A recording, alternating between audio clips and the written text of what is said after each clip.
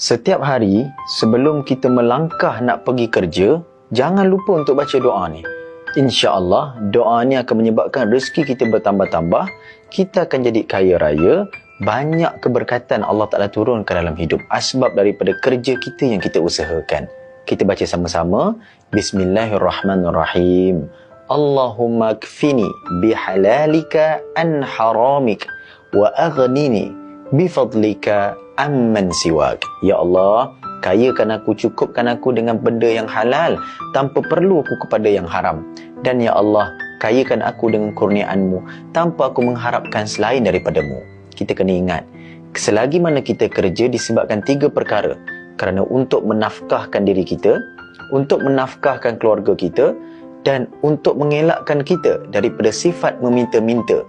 Maka pada keadaan itu, Nabi kata, kita sedang keluar jihad fisabilillah.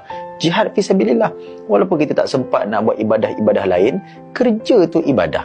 Kerja sungguh-sungguh, insya-Allah dapat dunia, dapat akhirat.